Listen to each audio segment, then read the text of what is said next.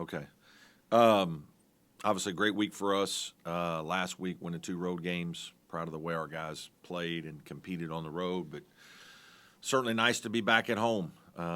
Hopefully, Little John's going to be packed and should be a terrific game. South Carolina's off to a tremendous start as well. Lamont's done a really good job with their team.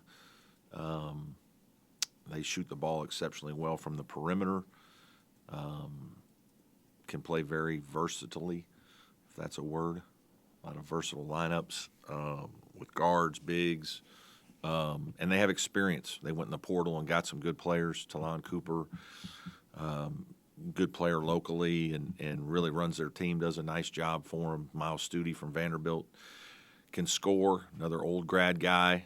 And then B.J. Mack, who we obviously played against when he was at Wofford, who's a good player. And so those guys have really injected their team with some confidence and just quality play, experience.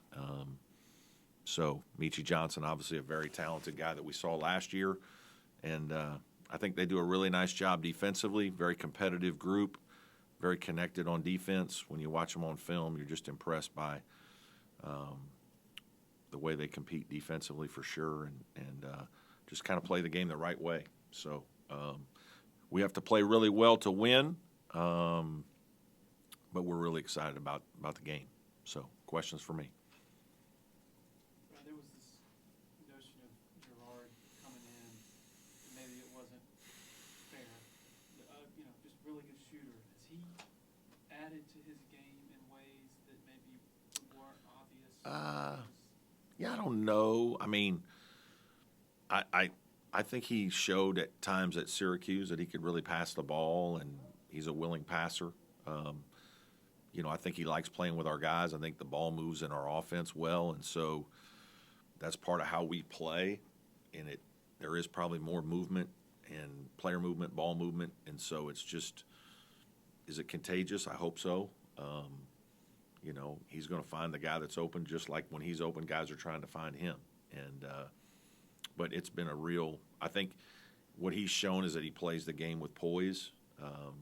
That's part of why we went out and got him, is we wanted another experienced older player that's just been in big battles, that has been in the wars of ACC play and been in hostile environments and played well. And that was evident, obviously, at Alabama and Pitt, that to him it was just playing.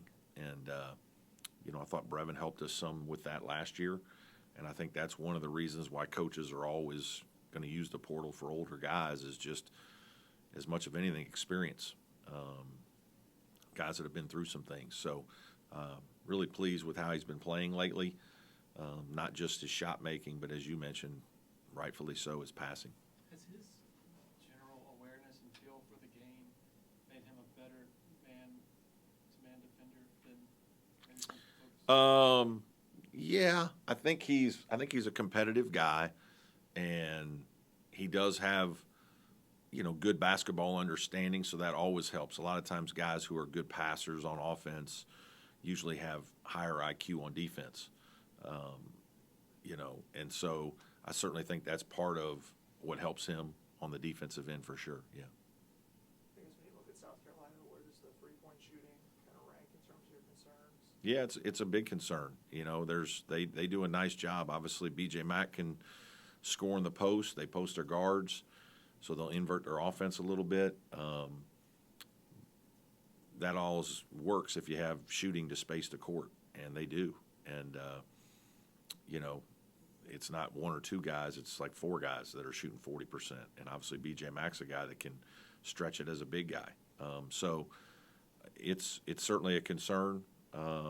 They don't turn the ball over much. They run good stuff. They play with good spacing, and so they put you in situations where, if you're going to help, you might give some shots up. So it's obviously very sound offense, and that's part of what we'll have to deal with tomorrow. In your years of coaching here at Clemson, has there been a time where this rivalry game has kind of been more in the spotlight, considering that both teams are undefeated? Yeah, I don't know. I don't think we've ever both been undefeated. this late in the year. We've had a year or two where it's been close. Somebody's had one loss, maybe both have had one loss. But yeah, you'd like to think, football season has taken a little bit of a breather, and hopefully folks have tuned in to both teams because they both have got some quality wins. We obviously had a great week last week. Those guys have beaten Virginia Tech and Notre Dame from the ACC, so they've been playing well. Won a tournament out in Arizona.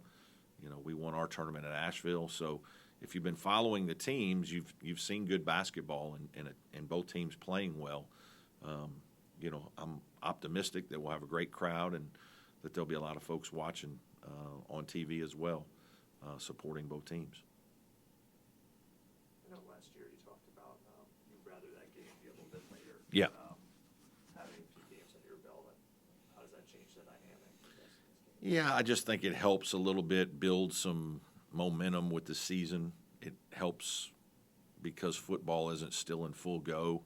When it's the first week of the season, everybody has 1.5 eyes on football and half an eye on basketball. And, now at least I think you can take your eyes off football for a little bit and watch this game. It's going to be a great game. I think both teams and both groups of players are playing unbelievably well, and they're fun teams to watch. So I think just kind of getting it a little later in the season helps with that. And it also lets both teams, begin to settle your team. We're still both trying to figure out our teams completely. Obviously, we've had some injuries with some guys. They have as well, probably. And you're just trying to put your new guys together and see how everybody fits. And stylistically, we think we want to play this way. And is it working, not working? How do we adjust? Obviously, right now for both teams, things are working well. But I think moving the game later helps a variety of reasons. Could you give us your evaluation of RJ and just sort of Yeah. the gains he has made, and sort of, is it just a product of confidence? Some of it's confidence, some of it's just a better player. Certainly some more experience. I think, naturally when you're a freshman, you're just so excitable, and it's hard to temper your enthusiasm sometimes. And the game's moving so fast that you really don't see everything. He's kind of that way in terms of just plowing over people sometimes last year. He's just playing so hard. I think he's figuring the game out a little bit more. He certainly is more polished with his individual skill. He's a tremendous energy giver. He's got great athleticism to run the floor, to switch and guard different players, to rebound, hedge ball screens. He can just do a lot of different things with his athleticism and energy that are very natural gifts for him. Again, his strides as a player continue to get better as his skill continues to improve, his knowledge of the game improves, and most of that just takes time. But he's making shots in the perimeter, in practice, and he'll probably shoot a few more as we play. I'm really pleased with how he's doing, and he's going to be a vital part of our success the rest of the way. How much do you think his lineage sort of advances him earlier to be really confident and competitive, especially in road environments, and just sort of ready for that stage? Yeah, I think so. I do think, he comes from a family of competitive folks now, and they've been competing probably his whole life in a variety of things. And I just think his athleticism helps initially. Physically being able to stand up to people at this level is really hard for some guys. Hasn't been real hard for him. But there's not really any fear when he's out on the court. Like, he's not afraid to try to do something for fear of making a mistake. He's going to try to make a play. And that's a difference, right? That's something that Chauncey Wiggins has had to learn a little bit. He's a little more, just probably reserved that way. And that's probably more, to be honest with you, how most freshmen are. There's not a lot of freshmen that just, are wired the other way. And it's something you just have to take some time and learn. But RJ certainly is a competitive guy, and the physicality of it all helps. You bring up Chauncey. just speak on, obviously, those increased minutes, and does that have to do with the injuries, obviously, dealing with Hemenway and Clark? Yeah, it does. Obviously, he would be sharing time with one or both of those guys, if they were out there against Pitt. But he's had games like that in the past. Like, he's played and started some other games. He's played 20-plus minutes, 25 minutes in certain games. I have confidence in him. He's got a free rein to shoot the ball. He took a bunch of threes the other night, made 2 of them, I think. Made a real nice 12-footer when the game was kind of imbalanced there and they started trapping. He made a very confident play there. He's just growing as a player. He really is. His experiences, knowledge, competitive fight, it's all getting better every time out. And I think you're seeing his confidence rise as he continues to log more minutes. But, he's practiced well, and, I'm excited for him. What's the plan with Jack Clark? Is it 1 game off? Don't know yet. We're still kind of trying to figure it all out. I would say he's doubtful for this game. But I'm going to get with Brad here right before practice and just see what it looks like. And, it's been challenging for him. Just hasn't been able to kind of get all the way there. He's had some, steps back, if you will. So we just got to kind of deal with it day to day. Can you, I know you talked about Alex, but is that still just? He's got like a tendon, or he's got basically a lower leg, another lower leg issue that has just, kind of come up about a week ago, and I think they think it's going to take a couple weeks.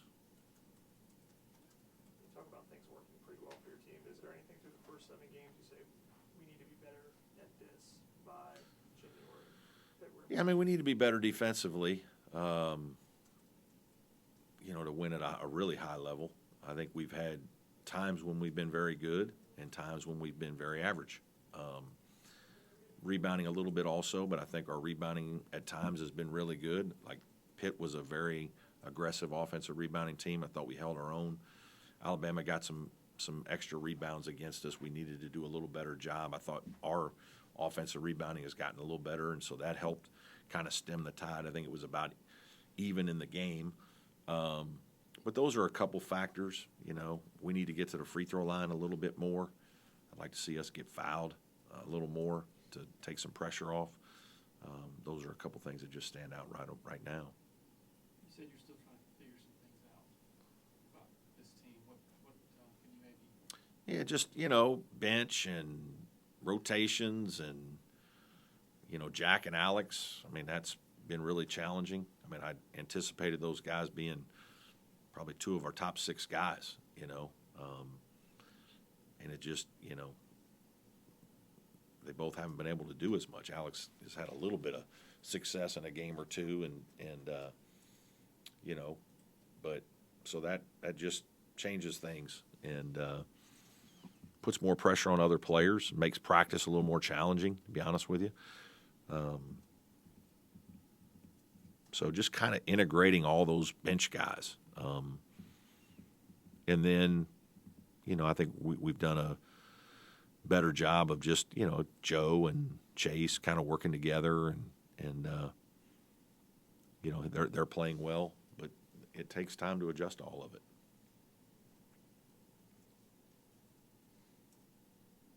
Anybody else? All good? No, we talked before about Ian Schieffelin kind of being a warrior in that Alabama game. I think he, how many offensive rebounds? He had like 6, 7, I think. Yeah, I mean, it's unbelievable. What was he like how would you Yeah, describe him? tremendous. I thought at the Alabama game, I thought he might have been the best player on the floor. I mean, his rebounding was incredible. Rebounding out of his area, rebounding in traffic, keeping balls alive. Just, people forget, like, a rebound is like a 50-50 ball in the air, right? I mean, all the old-timers love it. Somebody dives on the floor for a loose ball on the ground. Well, rebounds are a little bit, they're just up there. And guys who really want them go get them. And Hunter Tyson was that way. Hunter Tyson had a nose for the ball and was competitive. And we talked about it when when Hunter was young, and I used to tell you guys, he's, one of the things that put us over the top with him to recruit him was he used to get rebounds in games. We'd see him play, and he'd score some, but he'd get rebounds. And it's like he's just not afraid. And there's no timidness to his game, and the same is true of Ian. There's no timidness. Like he will throw his body into the mosh pit to try to rebound, and I admire that. And he does it, and really no fanfare, he kind of knows I want to play. That's probably the best way I can help our team win right now. And, he's a good athlete, and he's a tough kid, but he's not the best athlete on the floor. And yet some games he's the best rebounder. And so that takes courage and toughness. And so I'm just really proud of him for doing that, and hopeful that we get a few more guys to help him out a little bit. He doesn't need to be getting 17. Like, we could share a few. I think Dabo said that he thought he was a football player When he was young. Yeah, when he was really young. He came to Dabo's football camp back when he was like 9th grade, 8th grade. Obviously, Coach Kahn at Grayson, I think, brought those guys way back in the day. So, yeah, he's never been afraid of physical contact or anything, but just smart enough to be a basketball player, not a football player. I think Dabo said that maybe once he tried to inquire about one of your players and you didn't like it very much because does he do that every now and then? Oh, he talks about it, but he's got plenty of guys over there. He doesn't need our help.